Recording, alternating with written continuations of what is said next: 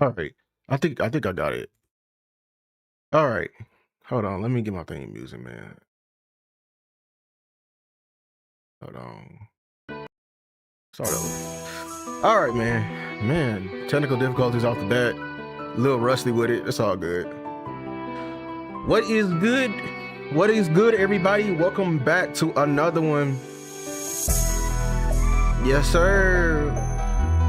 Welcome back to another one, man. If you're coming in, if you're new here, make sure to like, share, and subscribe to the content, man. It's been some, you know what I'm saying? Been so a long time, you feel me? Different day. I was out on vacation last week, that's why I couldn't really do my regular show on Fridays. So I think I'm gonna just give y'all two this week. A lot of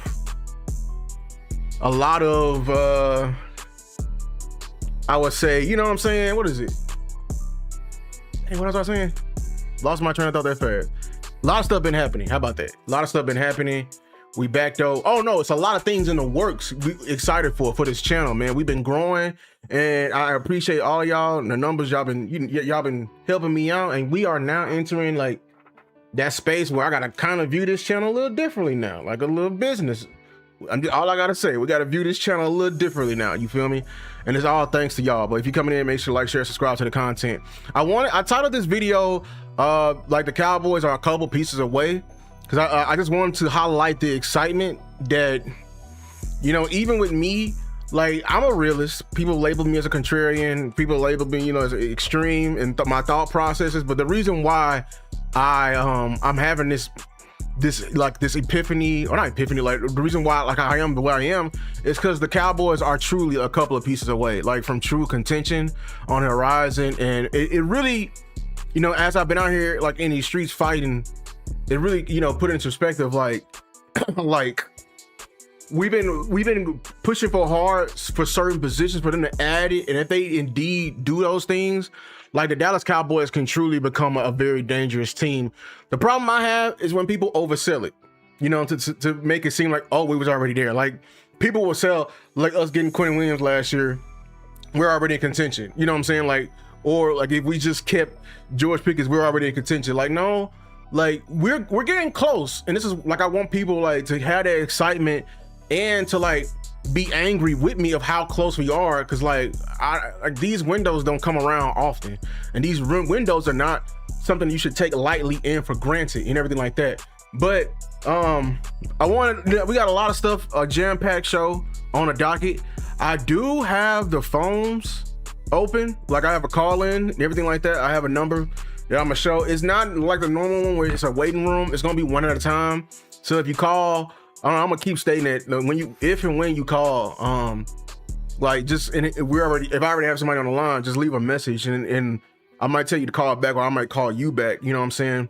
And I'll lock you in. But yeah, because I wanted to hear from y'all today and everything like that. But let me get right in, because I was where this thought came from. You know, I'm somebody like who like to sit back and study and listen to people, and I value a lot of people's opinions.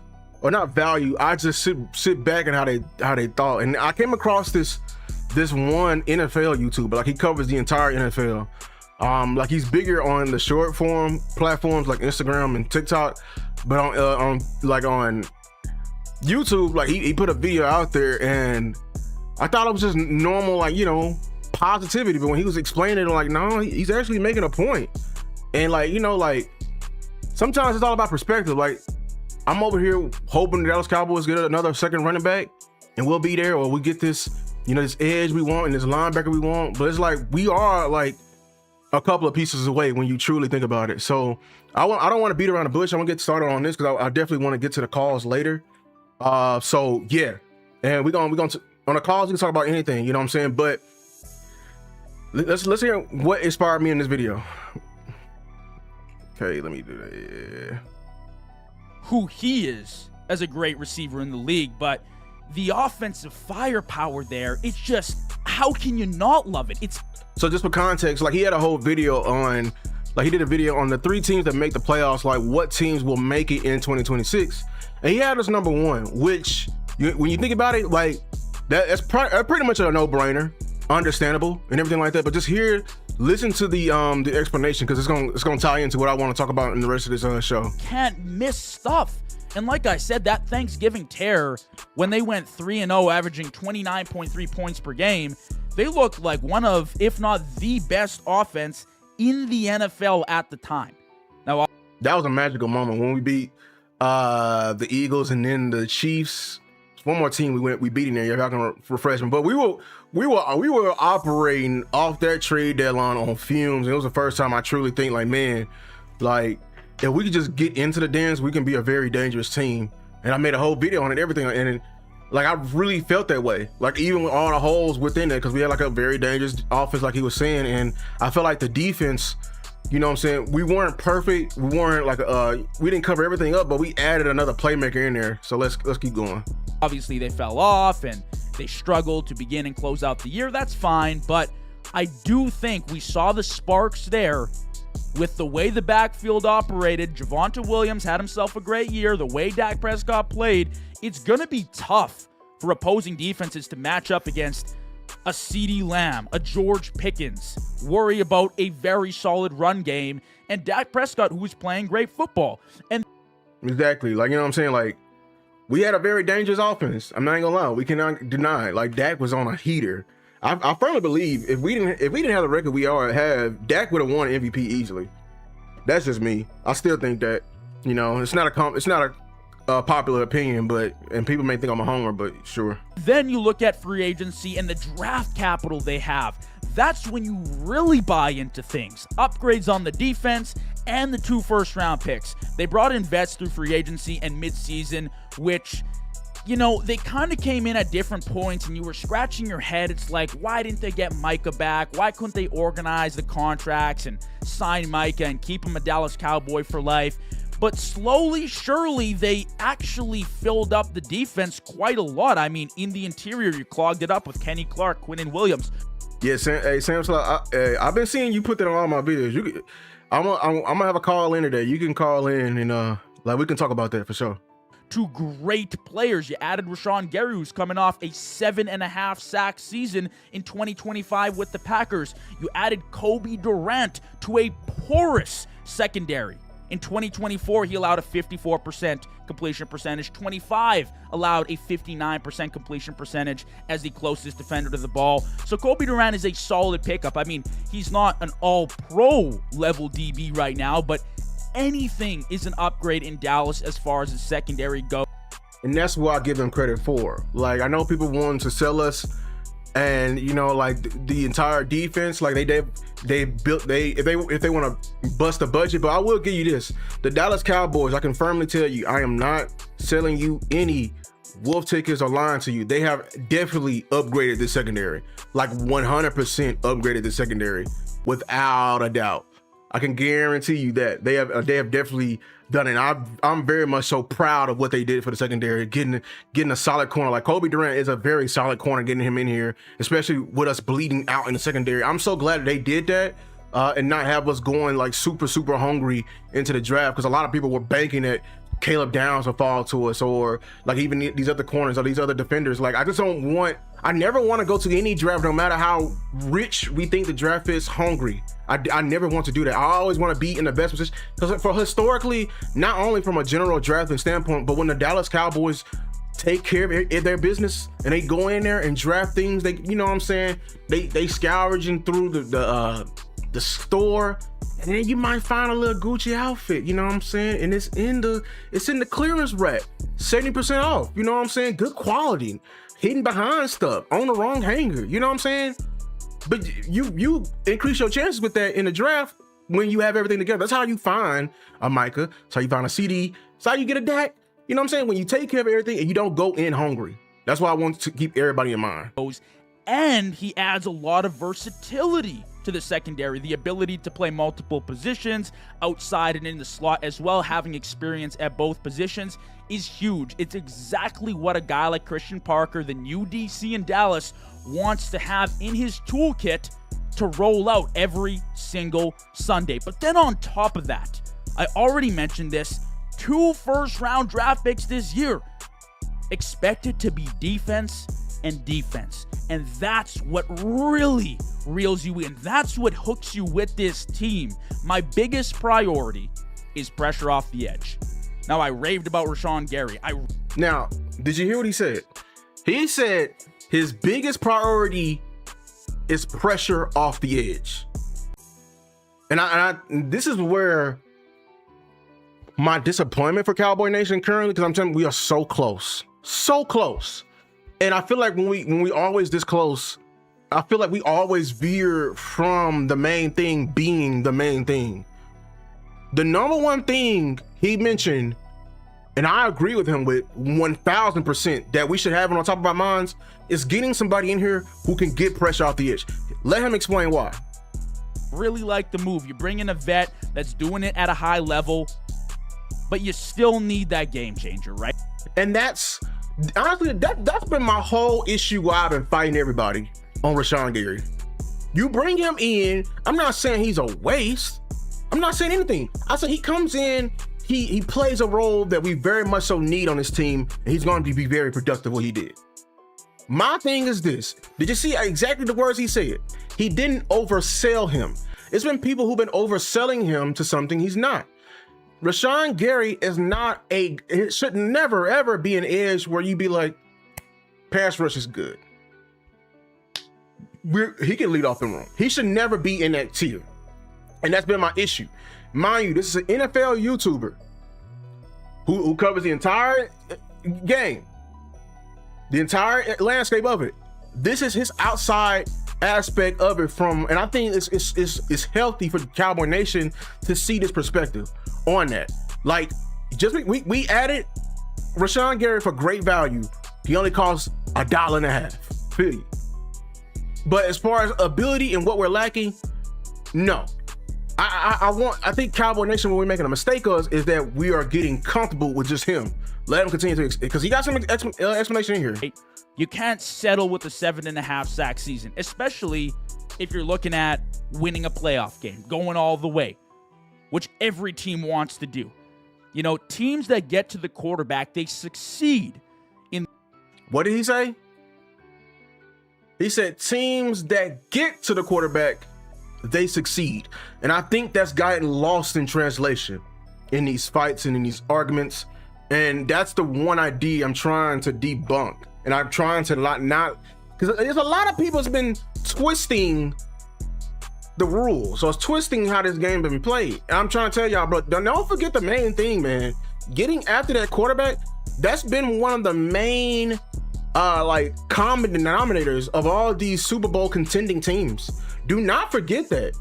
Do not forget that. That is up in value. I know. Like I know that you've seen, or we have selective seeing, and we may, a guy, teams may win in a fashion that everyone doesn't pay attention to. I get it. I don't pay attention to the front when I'm looking at a game from a casual perspective. I don't.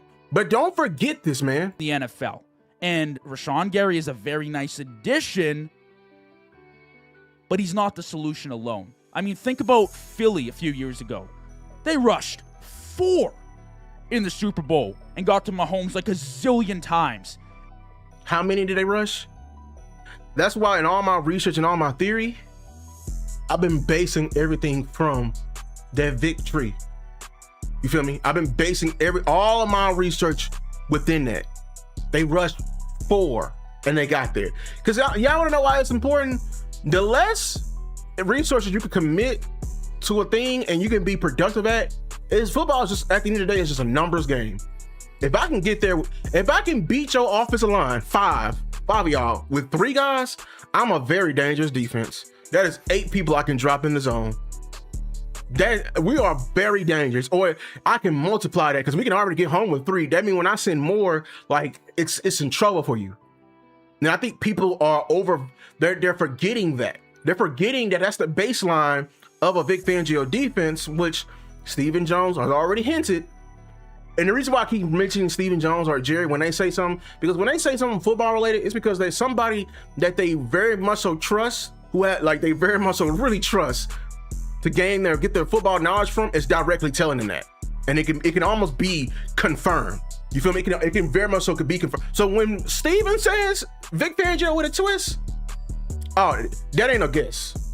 That is, I think that's him literally spilling the beans, because that's literally what his paper was said when he was sitting in that interview. I forget that. Shout out to Jay Tucker the build. I'm over here rocking your hoodie. You feel me? You know what I'm saying? But front office said they got there because of their DTs. We're gonna talk about that. Dominated that game at the line of scrimmage. Seattle this past season in the Super Bowl against Drake May feasted up front, got to Drake May, pressured him all game. It was all over from there. That's where it starts and that's where it ends. When I look at the top 8 receivers in the league. All right, this is like going to my second thing. So let me go back, because somebody said, he said they got there because of their DTs. Front office, I think it's your name, front office. Here's my thing. When you look up at the top of the league, we're not gonna change the rules here. I just want you to tell me what you see.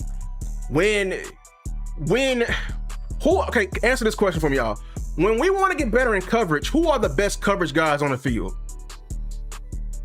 Who are the best coverage? So if we want to get better at coverage, who are the best coverage guys on the field? What is the position group that helps us get better in coverage?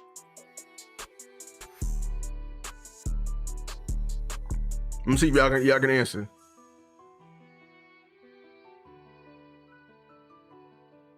Let me see. What's good, JBB boy, coming in here? I'm just going on. So when you say you want to get better at coverage, and yes, JBB boy, no, front office, that's actually incorrect. That's actually very much so incorrect. I'm gonna teach you something today.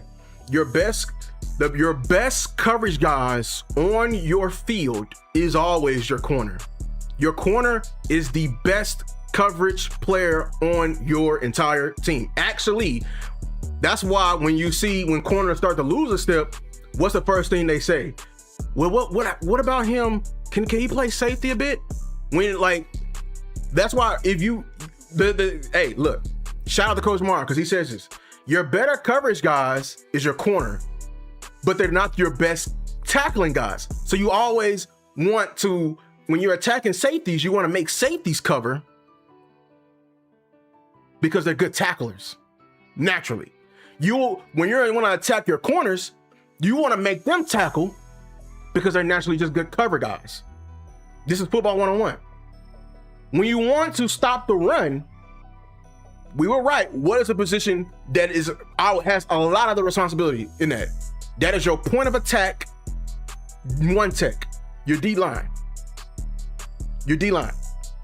More in particular, your interior, the middle. That's where a lot of run games attack. Your run game is even more efficient when you can win in the middle. Which means when it comes to run defense, you can put it on the D tackles, and then honestly, you can put it on the linebackers within that. What I'm getting at, when you're talking about creating pressure on the quarterback, who is the one position that we pay all the money for primarily getting after the quarterback? Who is the one position? It's edge. And this is a fact. Front office, you know why? Because when you look at the top pressure rates in the league, the guys with the highest sacks, you'll never see a defensive tackle up there. It'll be sometimes they have an outlier year, but the consensus is your better rushers, or where you want your pass rush to come from. When somebody wants to get better at pass rush, they always want to add what? Edge. No matter. You may disagree, but I'm telling you right now, this is football 101. If you think your better coverage guys are your safeties, bro, I will bring any coach from the NFL in here, and they'll tell you that your best coverage guys in the NFL are always corner. Because the term bump and run, your corners are sometimes more like it's gonna run some of your fastest 40s. Some be your most agile, because they literally have to cover some of the most insane athletes. This is just a fact. So when a team says, I want to get better at the pass rush, The thing what I don't like with Cowboy Nation, yes, we got D tackle, but we're switching the rules. Just because we got Quentin Williams and Kenny Clark don't mean that's the pass rush. No, never that. They talk about edge. Don't change let's not change the rules. There's always will be edge. You feel what I'm saying? Like when and shout out, like I'm going all over the place. If you haven't, where is this at? Check out that video that I did on my top edge rushes. This is not what I wanted to pull up. I wanted to pull up this video. You feel me? Because I did it like if you haven't, just check out this video. And in there, I stated a very good researching find I found in there. Someone that's similar to Christian Parker, who Christian Parker worked under in Ejiro Evero. Ejiro Evero. I talked about how they currently have a very similar defense to us. They have a very similar defense to us. Very similar. They have the D tackles. They got some corners over there though. JC, you know what I'm saying, and Mike Jackson. But I stated in my video on how they were top in the league in defending the run. Number 1 to number 5. They had some dogs. We saw it firsthand. Remember when we played in Carolina, we could not run that ball at all. You know what I'm saying? They couldn't run the ball at all. You feel me? You feel me? But what the consensus, if you hear around the fans, the writers, and everything else, the main problem with Ejiro Evero's defense was pressure on the quarterback. They were last in the league in terms of QB pressure, sacks per game, and just overall sack production. I'm talking about oblivious, just absolutely terrible with that. I'm talking about 27, 28, 29. And they got great interior play as well. They got great interior play as well. But I wonder why their sack production is what.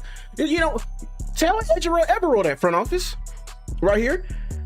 Can you call Ejiro Evero and tell him, hey, if you want to get better at pass rush, just get some more D tackles? No, that's not. He gonna hang up the phone on you. Because you know why? The first year he got that job, they had a pass rush. Do you know who they had over there? Do you know who they had over there? They had Brian Burns. Got rid of him.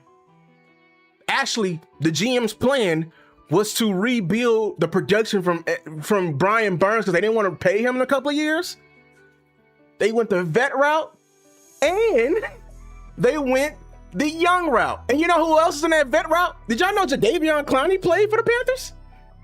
He was part of the vet route, the committee route, right? And guess what? You know who they drafted? They drafted Princely Yellen. Y'all remember the D ends from last year out of Ole Miss. This one more guy I'm blanking on from Texas A&M. It's not Shamar Stewart, because Shamar Stewart went to the Bengals. It was that other guy from A&M. I didn't like none of those rushers because they was just power rushers and they were mainly run defenders, but they both had pretty mediocre years in terms of sack production. Obviously, because they were close to last in the league when it came to production from the edge. So, you know why I know my theory is correct, Cowboys front office, 7894? And I put it in my video. All this is in my video. 2 weeks ago, they just overpaid for an edge. Do you know who that edge was? It was the guy that the Eagles just had. They thought they had him locked up. It was Jalen Phillips. They gave him a 4-year, $120 million contract. Overpay, in my opinion. That shows you how desperate they were for edge. The desperation. That contract reeks of desperation. They was looking for it. It was, and they were pleading and begging. Pleading and begging.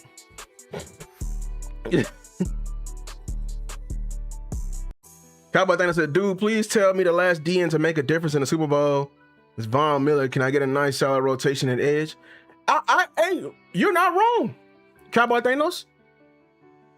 You're not wrong. You talking about like tier 1?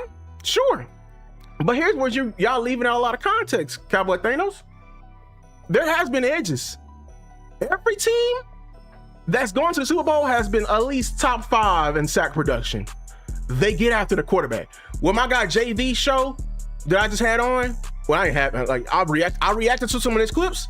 He's not lying. I promise you. And this is what I was saying. And what's the name? What y'all are not getting is that if you don't have elite, if you cannot get after the quarterback on a consistent basis, your chances of winning the Super Bowl is very slim. And even in this committee, I'm not mad at the committee y'all want to build. Hey, we don't have to get Max Crosby. The thing is, I think with y'all, when y'all hear committee, y'all just hear cheap. See, when y'all think the Seahawks, y'all think cheap.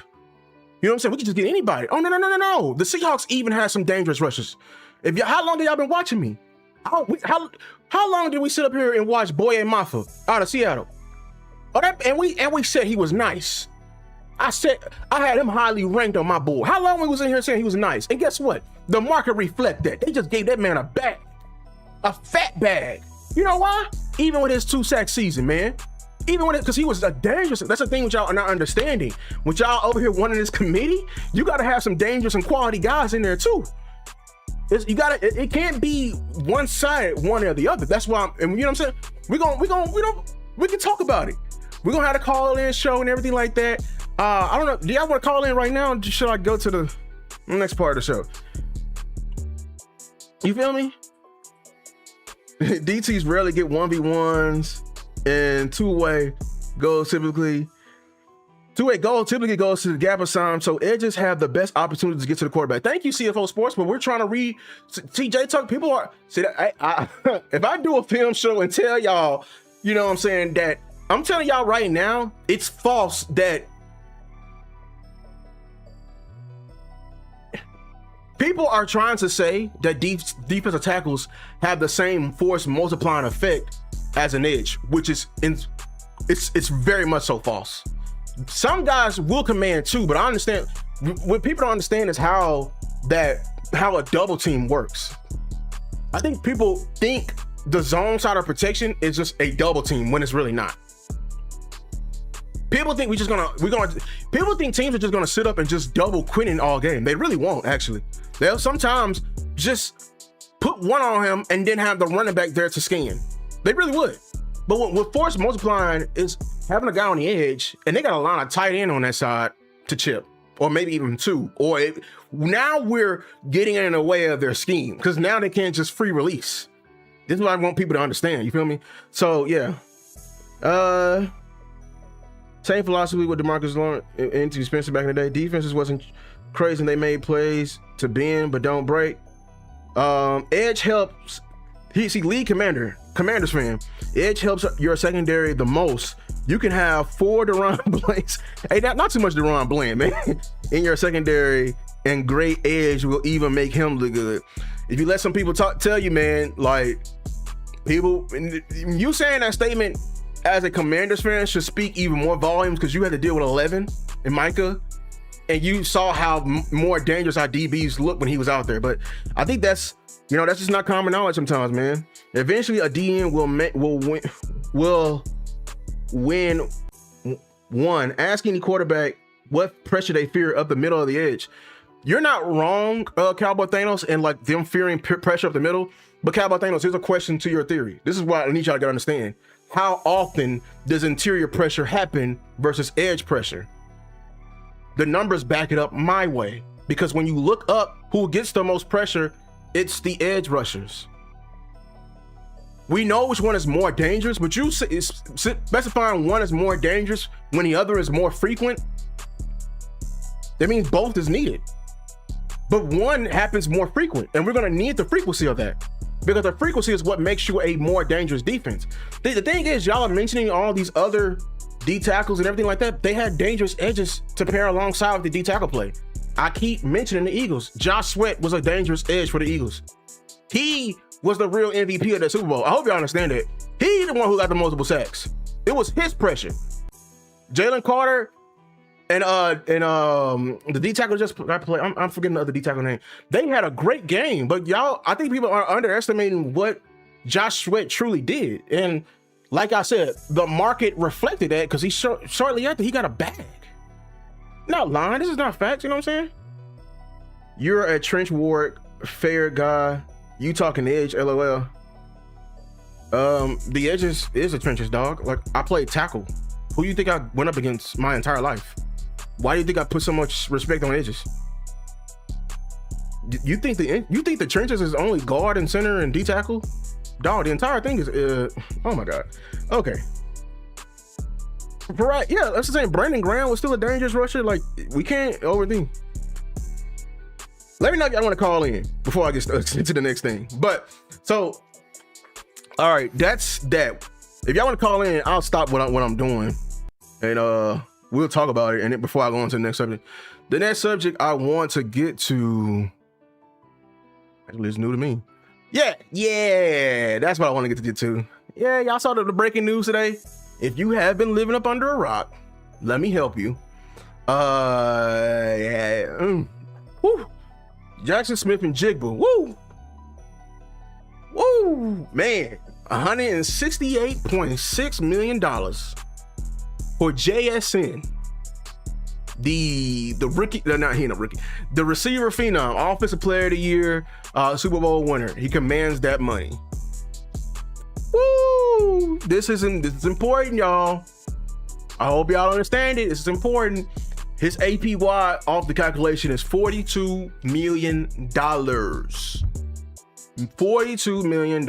But, you know, people was telling me I was doing phantom math and that what I was just saying random numbers and woo, you know, like, hey, Lou, shut up. You know, did you take Econ 101? That's what people were telling me. They were questioning my integrity when I was just literally doing the simple proportional math. He surpasses Jamar Chase. He surpasses Justin Jefferson. He surpasses all those top receivers comfortably. And this was all predicted if you've been here, because you calculate it based on percentage of the cap. If the cap increases, everybody market increases. It's how it goes. That's why if you look at the NBA, just literally like in 2005, a $30 million player was probably your max player. It was probably all of your top superstars in the NBA. You fast forward to 2026, $30 million just gets you a role player of 3 and D quality. That means he can only shoot the 3 and play defense. That is a role player. In other words, yesterday's price is never today's price. And today's price, this is important because it affects a certain someone on this football team. Now, I want you to, you know, I start off the show, you know, talking about JV, the JV show. Now, he had a wild take I want y'all to hear on this and see if y'all reaction to it. I'm gonna react to it, but he had a wild take on this. You feel me? Because I just feel like it's gonna help me, you know, jar some of my thoughts. And I see only 4 of the top 12 guys on playoff teams from this past season. I start thinking to myself, maybe having a receiver that breaks out and has himself a phenomenal year, like we're talking offensive player of the year type season, is actually the worst thing that can happen to your franchise. It's kind of paradoxical in that. Mind you, he's an NFL YouTuber, so like he has a different perspective, like I said, from guys who covered locally of the NFL. This is what he's just seeing trends on the league. Sense, don't you think? Like, you get a great year or two from your top receiver, and you know, maybe that means you get him for the next 5 to 8 years at a very elite level. But that also means you got to break the bank on him.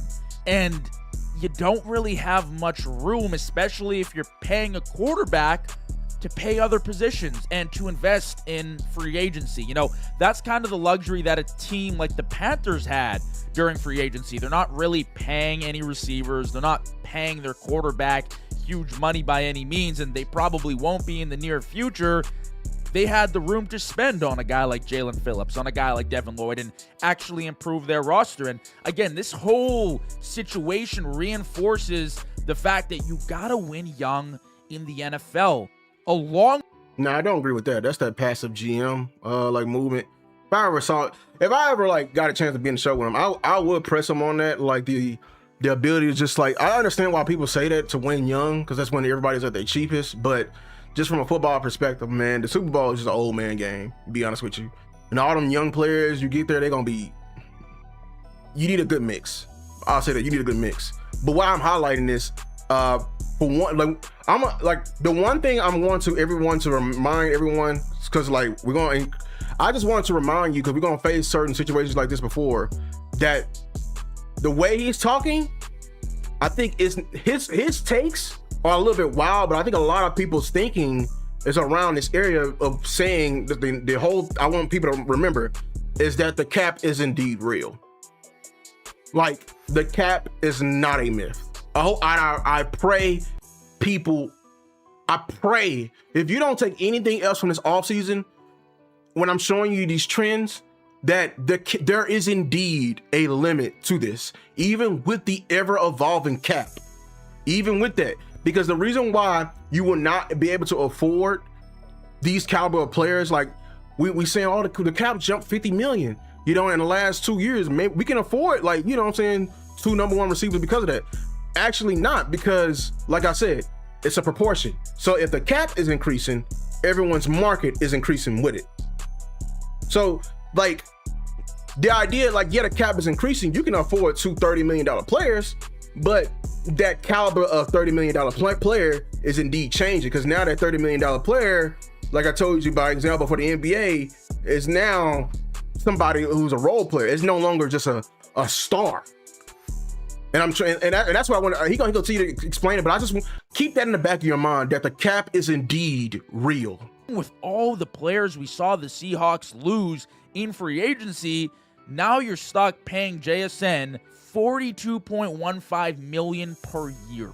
And in my opinion, it just doesn't feel right. Now you're looking at Jefferson's contract at $35 million a year, and you're like, oh, that might be a steal.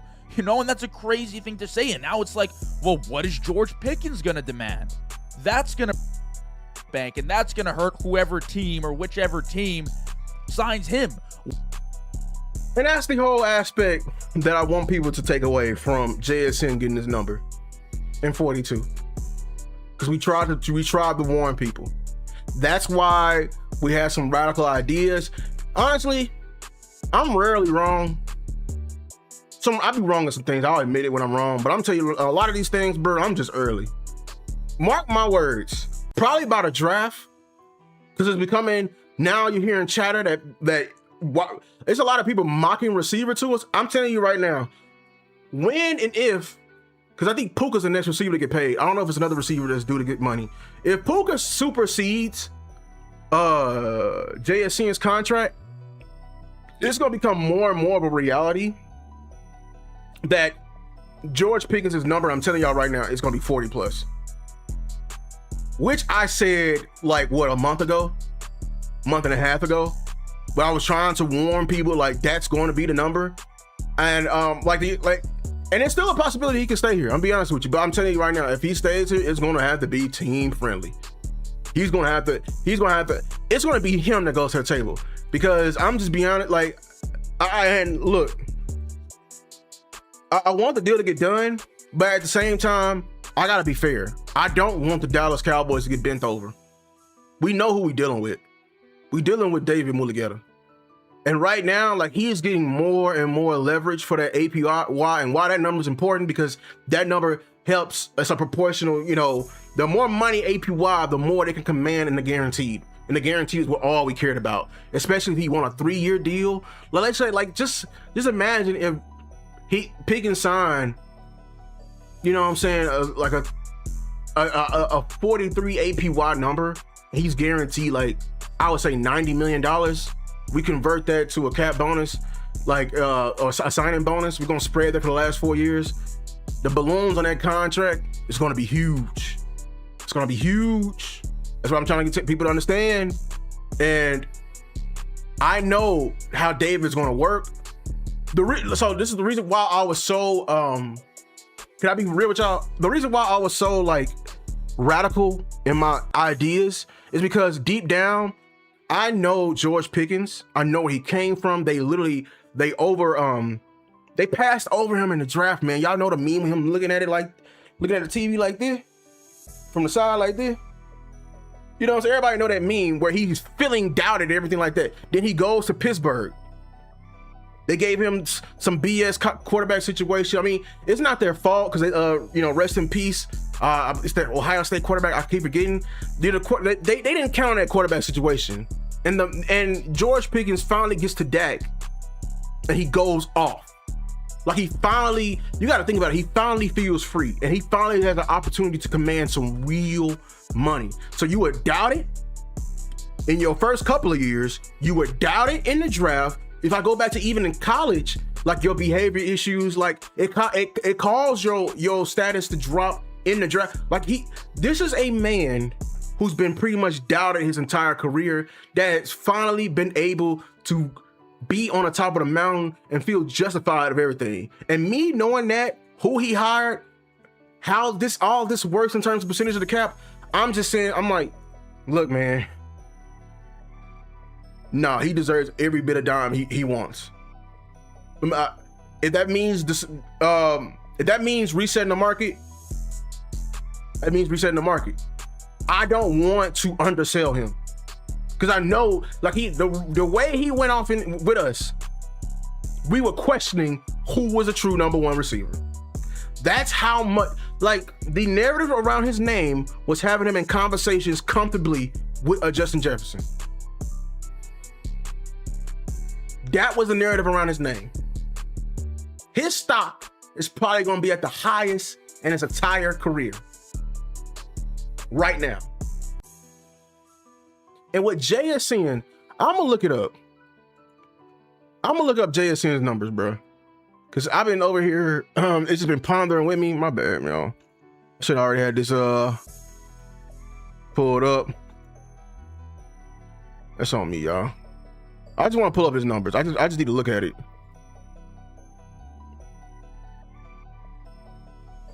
Yeah.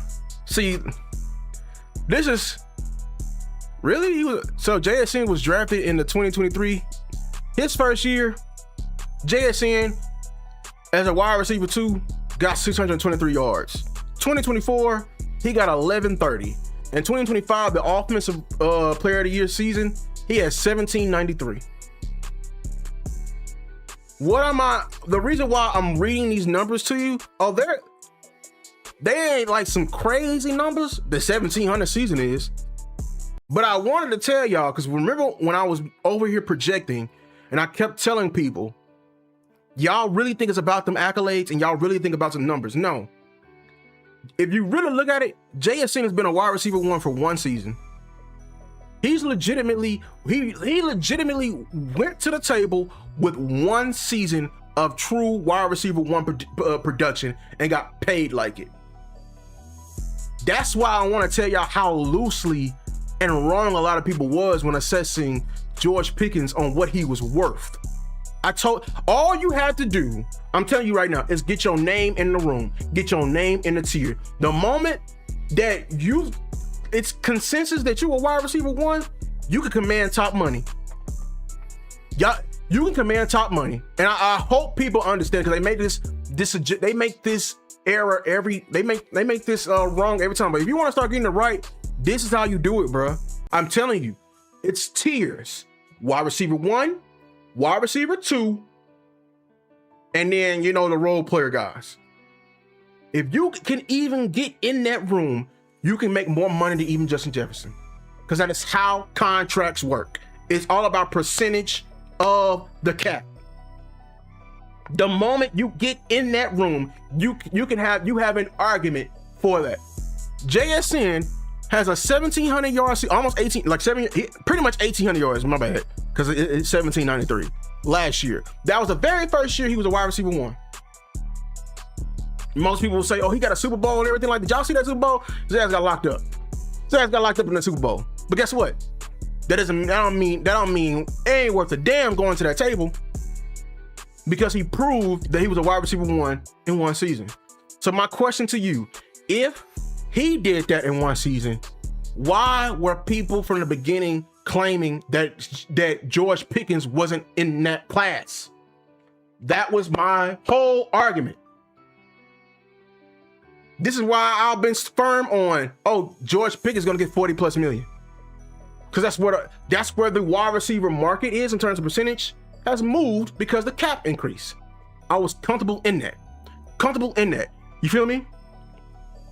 If GP numbers above 40, he's out of here. I don't see Jerry and Steven paying it. Can I be honest with you, Agile 78? I told y'all. I'll let you know when I'm wrong. But a lot of things I'm just early on. That's why I had the radical ideas I did. Because I knew, honestly, this thought came in my mind. You've been watching the damn Gamecast with me in the middle of him going off. When we were literally, the moment the conversation came up about, is he the wide receiver one? I'm telling you right now, the thought creeped into my mind. I know, it's just like seeing. It's just like, the moment I'm like, we having these thoughts, and now these videos are coming out, you know what I'm saying? These premonitions are true. I was like, oh my God. Like the thought is going to continue to grow. The only way he plays in the Cowboys uniform is if he's willing to actually bet on himself and play on this tag. I can guarantee y'all, I'll be shocked if we have a deal done before the season. I don't see it. The reason why I don't see it, because of the people he hired. And I'm telling you, just based off, like the way, I feel like, I don't know this man personally in GP, but damn it, I know somebody's story. And when you undervalue like that, you're gonna get all your dollars.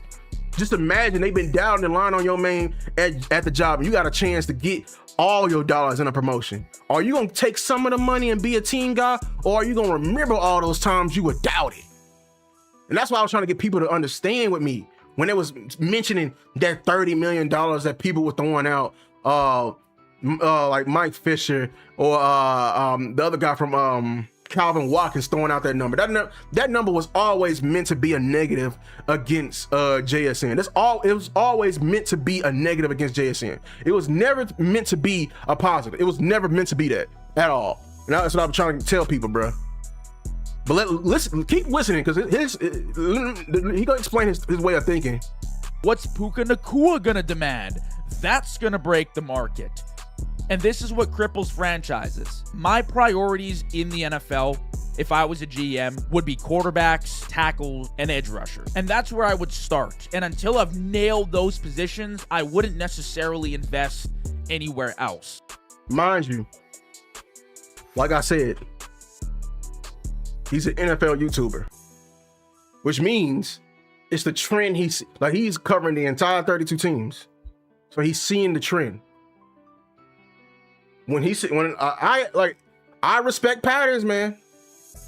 But the one thing I kept trying to tell people is y'all don't change the rules, man.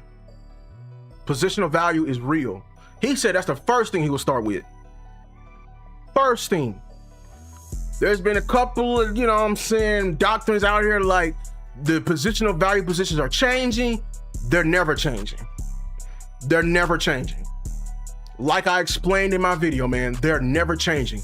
Why is that? Why are they the positional values, the JV show? Why are they positional value positions? Because those are the true 3 game-changing positions, in my opinion. A guy that gets the football in his hands every single snap, whether it's a run or a pass, does not matter. A quarterback that commands the offense can win you games alone. Your tackle, the guy that is out there protecting your quarterback on an island against some of the most athletic freaks on this planet. Never mind in this NFL YouTuber.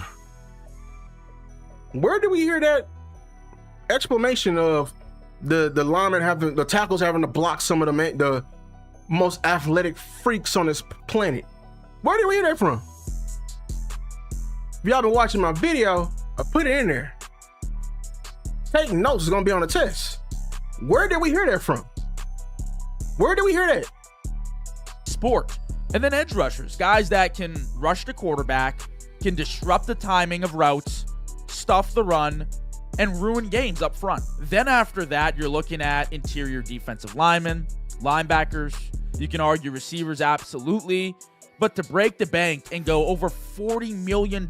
I mean, we're entering quarterback range now. It starts to get iffy. Before all y'all, the interior D tackle people, where did he say it ranks in terms of positional value? Don't ever forget. Don't ever forget. Don't ever forget. Tell you right now, there's only 2 other positions that can firmly say, at the minimum, even in their old age, while injured, will go for 2 first-round picks. And that's a fact. I keep telling y'all this, man. I'm not lying. All I'm doing is just reiterating what's already fundamental, man, in team building one-on-one. But the one thing he kept saying, and this is what I told y'all, remember when they used to call Dak the $40 million quarterback? Receivers are getting paid that now, y'all. Edge rusher was getting paid that years ago.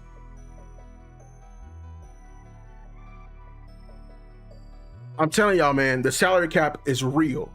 It's real, it's real, it's real, it's real, it's real. Now, some people, the money guaranteed for JSN is $120. That's only $30 a year. I understand that, but we're talking about from an APY standpoint. I understand, like, people want to say, we understand, like, it's only $30 a year, but at the end of the day, like, it's a lot of money guaranteed, you know what I'm saying, to a guy like that. Like, you know what I'm saying, like, it's 40. The APY is 40. That's what we care about.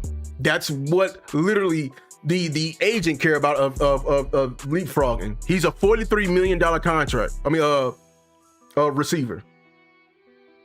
I guarantee you, I know what the cap number is. I know what the guarantee is. You know what I'm saying?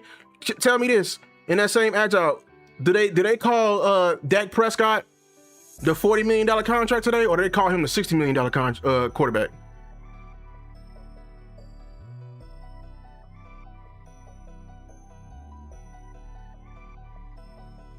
He's only getting paid $30 million. He's guaranteed $120 million. He's guaranteed more than Justin Jefferson. He's guaranteed more than most likely Jamar Chase, because his APY is higher. If the parameters of his contract is bigger than those guys, then the guaranteed, you can translate it to how you think. Right now, the contract value is a bigger contract than the guys who were leading the league last year. You feel me? Now, I wanted to talk about like the Jordan Brooks and Al-Shaair. I'm glad we are definitely, targeting these guys, but I'm gonna talk about this, I would say, alongside, because I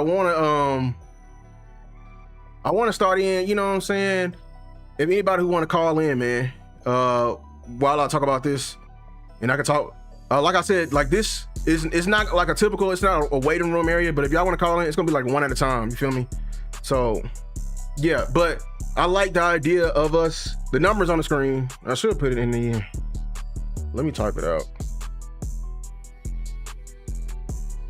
154 8674 454. Yeah, I think that's it. So I'm gonna pin this. Let me see if I can pin it.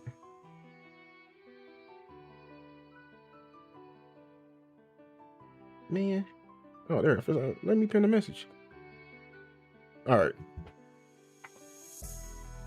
Yeah, appreciate it, you guys. You know what I'm saying?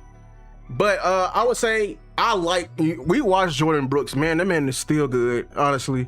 Him added to this team will be a very much so a very big addition to our defense. Now, a lot of people, I think, are I know a lot of people are saying linebackers a need. I agree with you that the inside linebacker is a need. I don't agree with people who are saying green dot is a dire need. I don't. And because I have a different aspect of it. Your defense does not necessarily need a green dot. And I hope people understand that getting somebody in here, I think the only green dot that can help us get on track has already been signed, because he's somebody who's been directly under Christian Parker, and that was Nakobe Dean. That's only because he been with Christian Parker. Everyone else, even like some veteran linebackers, you get them in the building, I don't think, like even them, they're gonna have a learning curve of learning this brand new defense. Because at the end of the day, we have a brand new DC. We don't know how he's gonna operate, like how he's gonna incorporate the green dot on the field. And your green dot don't always have to be your Mike linebacker. It can be your safety as well. You feel me? The green dot position is just someone who can help align us. But make no mistake, you can have a defense without a green dot. In my opinion, you could. The brains of the whole defense could be primarily in Christian Parker's hands. That's what I think is going to happen, no matter if we get a veteran or a rookie in here. No matter what, I think it's going to be primarily on Christian Parker. And then over time, somebody is going to inherit that green dot, because they gotta be able to be in the system for a long time, or for a good while, and be in the fight and understand what is. But if you ain't seen Christian Parker in the fight, then we have no we have no recollection of what he's going to want from the green dot. You know what I'm saying? The run game identity of Mike, in the pass game, the safety. Actually, I don't think you understand that the Mike is not necessarily the middle linebacker, especially in the 3-4. You don't have a middle linebacker in the 3-4. You don't have a designated middle linebacker. I hope you understand that. So when people says Mike linebacker, I say it's an offensive lineman, because that's where you identify where the strength of the team is and you align it. It's a midline. But in this 3-4, there is no middle linebacker. There's two inside. That's why we have an ILB coach in Scott Stemmons. You know what I'm saying? So I want some better inside linebackers.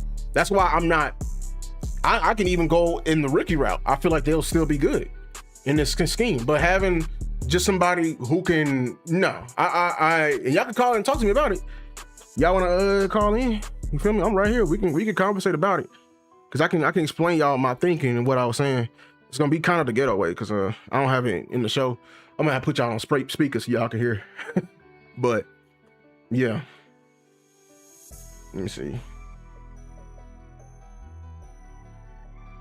Hey, y'all don't want to call?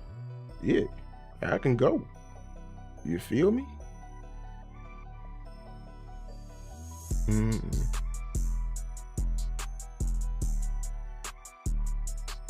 Listen, man, if you ain't gonna talk to me, you ain't gotta talk to me. You feel me? Shit.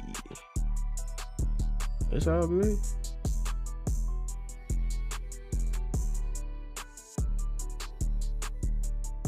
Listen, even though we need a linebacker, and guys can come in here, make no mistake. Hey, y'all, you driving? It's all good, JBB boy. I think edge is still a more what's the rundown? I went over a lot. Prioritizing edge still, or pass rusher within that. Talked about the optimism of this team, how we very much so are close.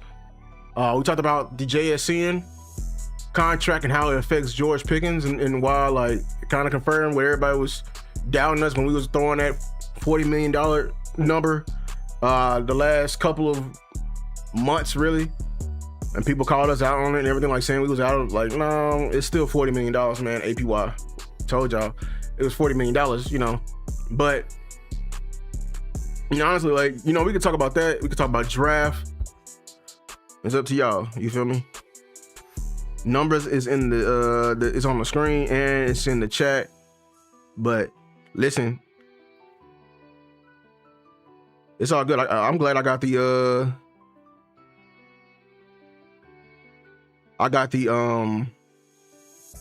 yeah.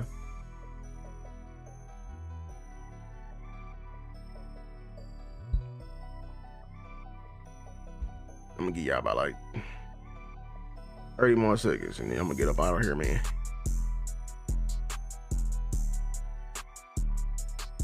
Yeah, it's all good.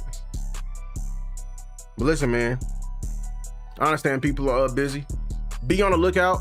Like I said, I got the linebackers video is going to be out probably this week. I'm gonna probably release linebackers and corners, the top.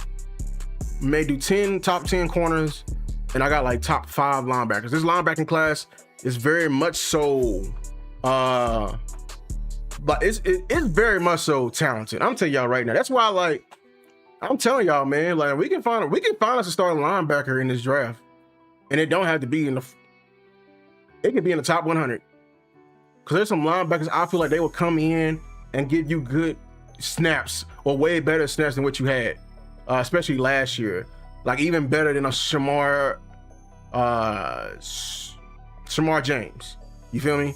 Or just play the inside linebacker, probably even better than Overshawn, because they just naturally bigger. But I feel very confident about this linebacking class, but everything like that. But listen, man. Appreciate y'all once again for coming through on the show. We got content coming out this week. Be on the lookout. Make sure to like, share, and subscribe to the content. Yeah, turn on the notification bells. Until next time. Peace.